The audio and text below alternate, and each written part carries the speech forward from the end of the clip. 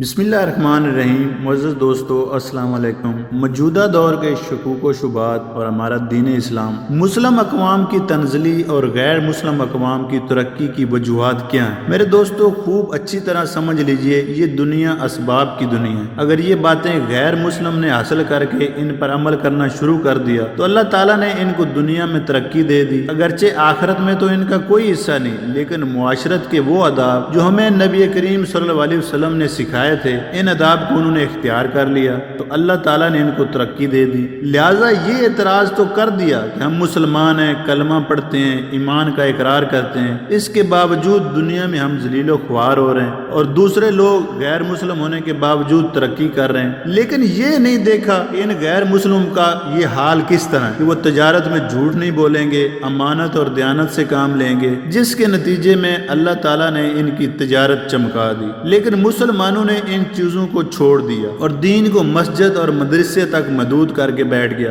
زندگی کی باقی چیزوں کو دین سے خارج کر دیا، جس کا نتیجہ یہ ہے کہ اپنے دین سے بھی دور ہو گئے اور دنیا میں بھی ذلیل و خوار ہو گئے۔ حالانکہ نبی کریم صلی اللہ علیہ وسلم نے یہ سب تعلیمات ہمیں عطا فرمائی تاکہ ہم ان کو اپنی زندگی کے اندر اپنائیں اور ان کو دین کا حصہ سمجھیں۔ حضور اکرم صلی اللہ علیہ وسلم کی سنتوں کی اتباع میں، آپ کی سنتوں کی تعمیل میں ان آزاد صحابہ نے دنیا بھر میں اپنا لوا منوایا، اور آج ہم پر یہ خوف مسلط ہے کہ اگر فلاں سنت پر عمل کر لیا تو لوگ کیا کہیں گے، اگر فلاں سنت پر عمل کر لیا تو دنیا والے مذاق اڑائیں گے، انگلینڈ مذاق اڑائے گا، فلاں ملک والے مذاق اڑائیں گے۔ اس کا نتیجہ یہ ہے کہ ساری دنیا میں آج ذلیل ہو رہے ہیں۔ آج دنیا کی 1/3 آبادی مسلمانوں کی ہے۔ آج دنیا میں جتنے مسلمان ہیں اتنے مسلمان اس سے پہلے کبھی نہیں ہوئے، اور آج مسلمانوں کے پاس جتنے وسائل ہیں اتنے وسائل اس سے پہلے کبھی نہیں ہوئے۔ لیکن نبی کریم صلی اللہ علیہ وسلم نے فرما دیا تھا، ایک زمانہ ایسا آئے گا کہ تمہاری تعداد تو بہت زیادہ ہوگی لیکن تم ایسے ہوگے جیسے سیلاب میں بہتے ہوئے تنکے ہوتے ہیں جن کا اپنا کوئی اختیار نہیں ہوتا۔ آج ہمارا یہ حال ہے کہ اپنے دشمنوں کو راضی کرنے کے لیے اپنا سب کچھ قربان کر دیا، اپنے اخلاق چھوڑ دیے، اپنے اعمال چھوڑ دیے، اپنی سیرتیں چھوڑ دی، اپنے کردار چھوڑے اور اپنی صورت تک بدلوائے، سر سے لے کر پاؤں تک ان کی نقل اتار کر یہ دکھا دیا کہ ہم تمہارے غلام ہیں۔ لیکن وہ پھر بھی خوش نہیں ہوئے اور روزانہ پٹائی کرتے ہیں، کبھی اسرائیل پٹائی کر رہا ہے، کبھی کوئی دوسرا ملک پٹائی کر رہا ہے۔ لہٰذا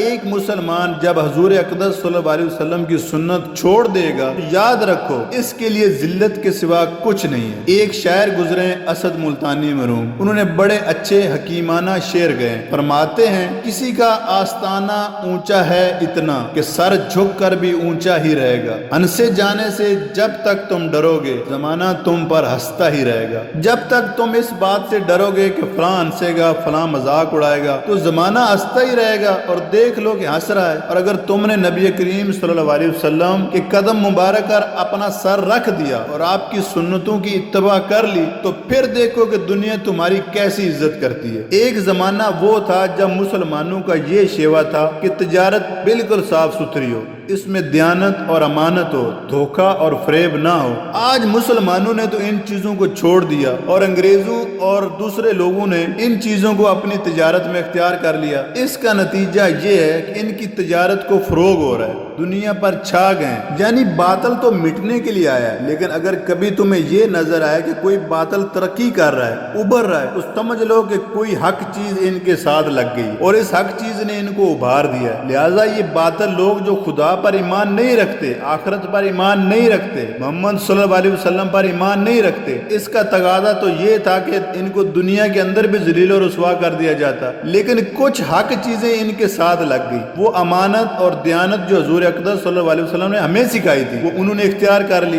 اس کے نتیجے میں اللہ تعالیٰ نے ان کی تجارت کو ترقی عطا فرمائی۔ آج وہ پوری دنیا پر چھا گئے اور ہم نے تھوڑے سے نفع کی خاطر امانت اور دیانت کو چھوڑ دیا اور دھوکہ فریب کو اختیار کر لیا، اور یہ نہ سوچا کہ یہ دھوکہ فریب آگے چل کر ہماری اپنی تجارت کو تباہ و برباد کر دے گا۔ مسلمان کا ایک ترہ امتیاز یہ ہے کہ وہ تجارت میں کبھی دھوکہ اور فریب نہیں دیتا، ناپ تول میں کبھی کمی نہیں کرتا، کبھی ملاوٹ نہیں کرتا، امانت اور دیانت کو کبھی ہاتھ سے نہیں جانے دیتا۔ حضور اقدس صلی اللہ علیہ وسلم نے دنیا کے سامنے ایسا ہی معاشرہ پیش کیا اور صحابہ کرام رضوان اللہ اجمعین کی شکل میں ایسے ہی لوگ تیار کیے جنہوں نے تجارت میں بڑے سے بڑے نقصان کو گوارا کر لیا، لیکن دھوکہ اور فریب دینے کو گوارا نہیں کیا، جس کا نتیجہ یہ ہوا کہ اللہ تعالیٰ نے ان کی تجارت بھی چمکائی، ان کی سیاست بھی چمکائی، ان کا بول بالا بھی کیا اور انہوں نے دنیا سے اپنی طاقت اور قوت کا لوہا بنا۔ آج ہمارا حال یہ ہے کہ عام مسلمان نہیں بلکہ وہ مسلمان جو 5 وقت کی نماز پابندی سے ادا کرتے ہیں، لیکن جب وہ بازار میں جاتے ہیں تو سب احکام بھول جاتے ہیں، گویا کہ اللہ تعالیٰ کے احکام صرف مسجد تک کے لیے ہیں، بازار کے لیے نہیں۔ خدا کے لیے اس فرق کو ختم کریں اور زندگی کے تمام شعبوں میں اسلام کے تمام احکامات کو بجا لائیں۔ اللہ مجھے اور سب کو دین کی سمجھ عطا فرمائے۔